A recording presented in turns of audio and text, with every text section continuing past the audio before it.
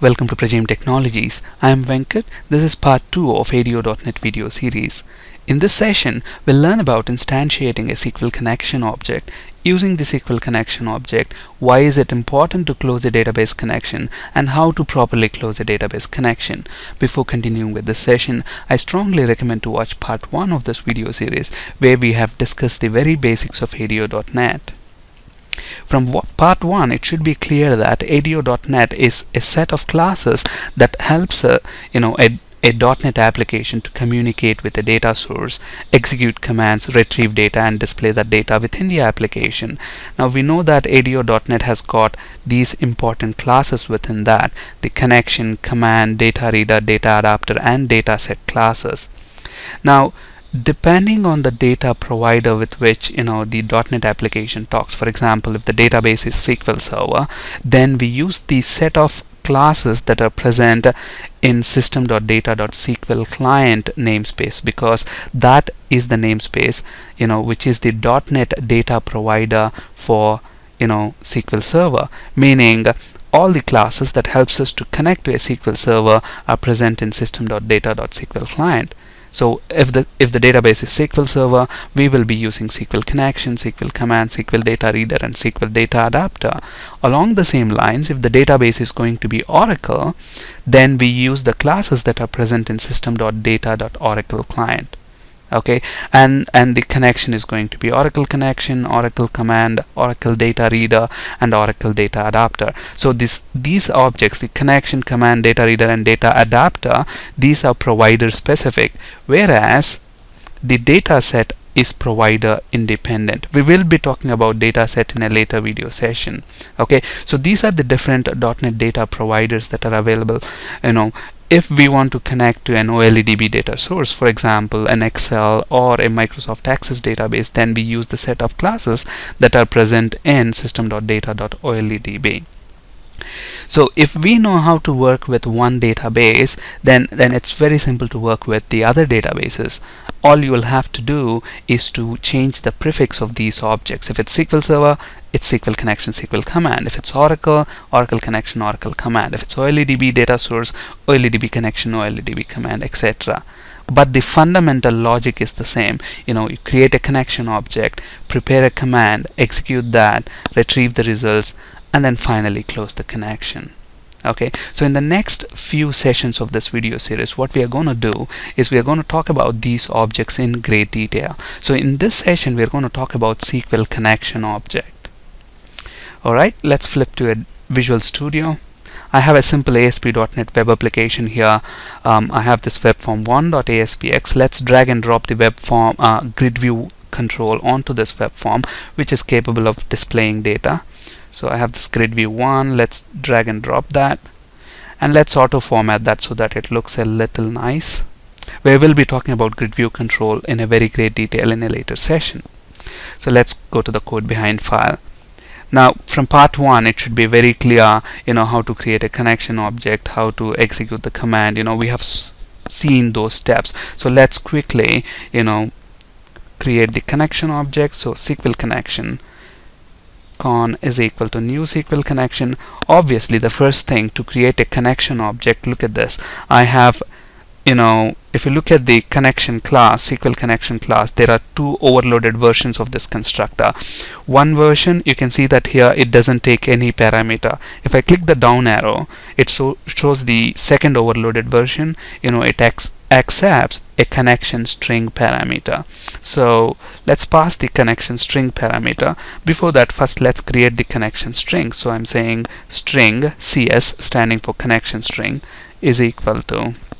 Now obviously the connection string, if we want our .NET application to connect to a SQL Server, it still needs to provide the information about what is the name of the server, what's the database that you want to connect to, what's the user ID and password. Now it's just like, for example, let's say I have SQL Server. Now I want to connect to SQL Server as a user. Now I need to specify the name of the server to which I want to connect. I have to specify what type of authentication do I want to use. For example, if I use SQL Server authentication, I have to provide the username and password, whereas if I use Windows authentication, I don't have to provide them. Okay, so similarly, even for a .NET application, if it has to connect to a database, then we will have to specify what is the name of the server, name of the database, what user ID and password are you using, depending on the type of authentication.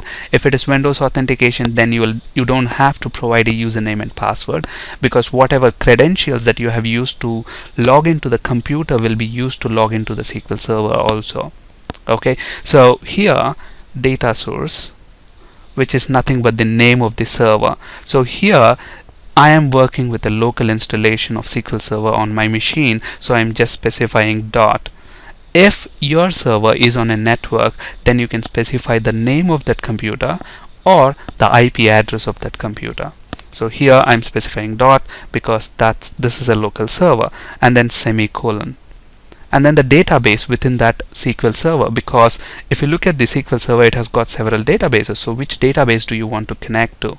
Okay, I want to connect to the sample database, so I specify that using database keyword. Database is equal to sample, semicolon. Now, some people call it database. You might see connection strings, which is also using initial catalog. So you can either specify it as initial catalog or database.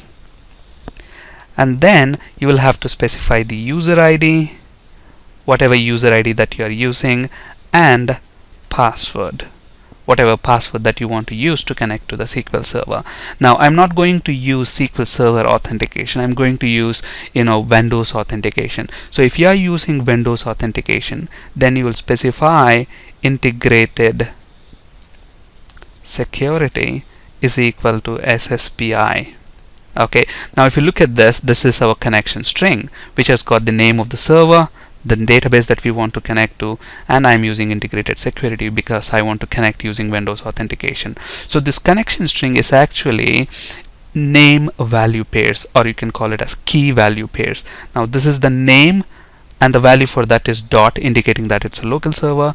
Database is the name, and this is the value, and these are separated by semicolon. So connection string is a string of name value pairs.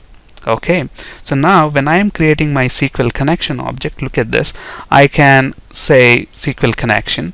Now this connection object does not know to which SQL server it has to connect to, because you didn't tell it which server, which database. Okay, one way to do that is you pass that connection string to the constructor of this SQL connection object, because we have one of the overloaded version which takes the connection string.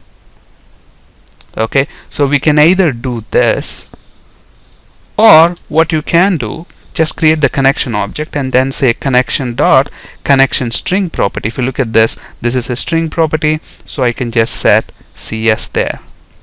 Okay, I can either do this, or if you want to do it in one line, just pass that to the constructor of the SQL connection class. Okay, so we have the connection object created now. Now the next step is to actually prepare the SQL command. We will be talking about SQL command in great detail in the next session. So SQL command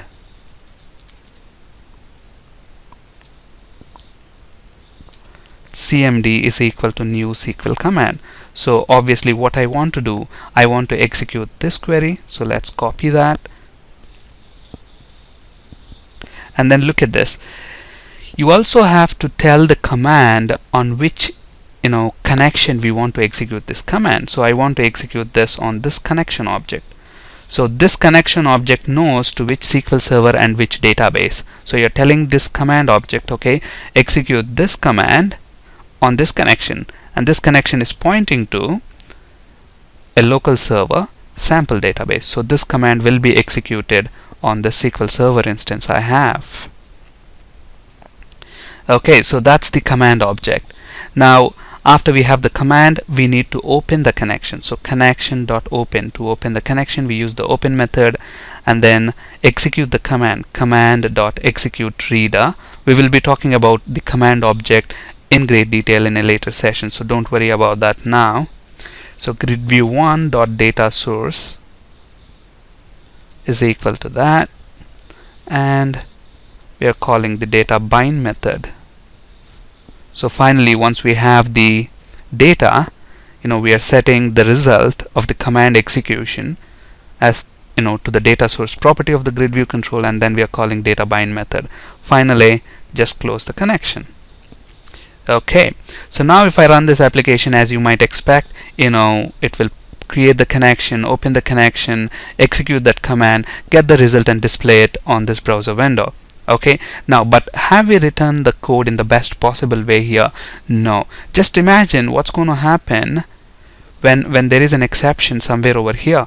Okay, let's say it opened the connection and it's trying to execute the query, and there is an exception. If there is an exception, what happens? Your connection is left open.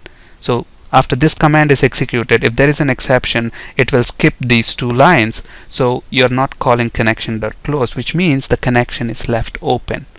And remember, connections are very valuable resources. You have to close those connections.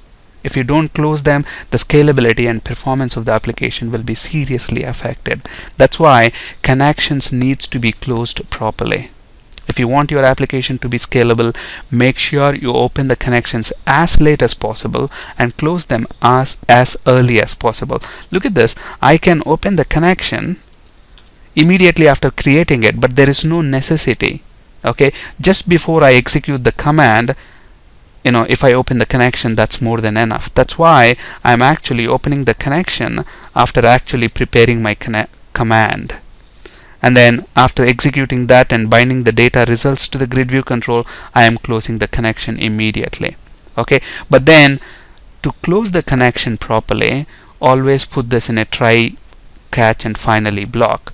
So what I will do now is, instead of having it here, if I have it here, what's going to happen if there is an exception here? This connection will never be closed. That's why let's put it in a try, catch, and finally block. So I have the SQL connection. Let's put this in try.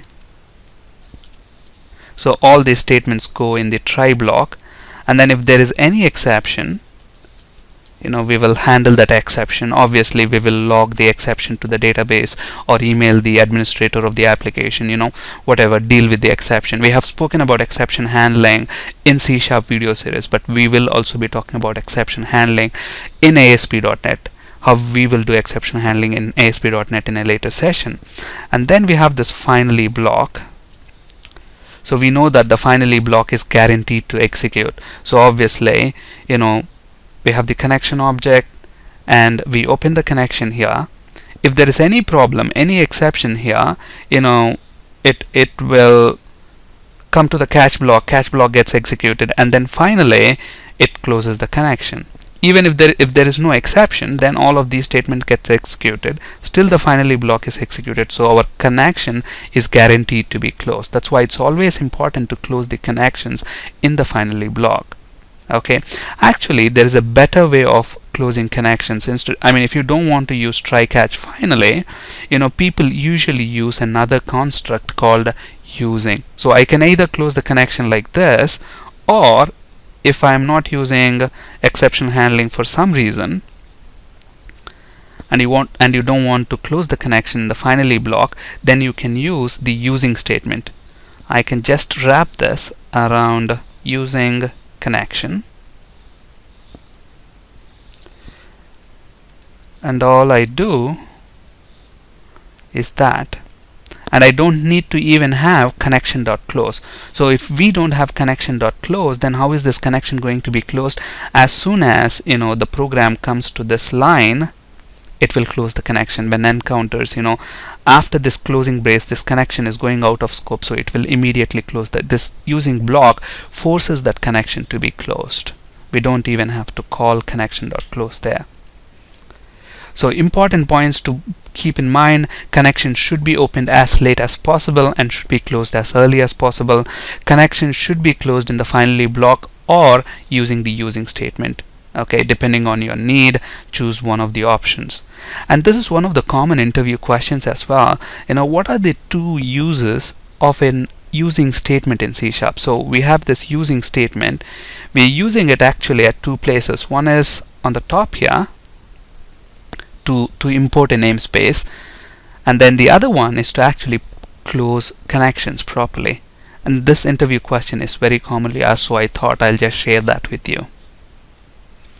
On this slide, you can find resources for ASP.NET, C#, and SQL Server interview questions. That's it for today. Thank you for listening. Have a great day.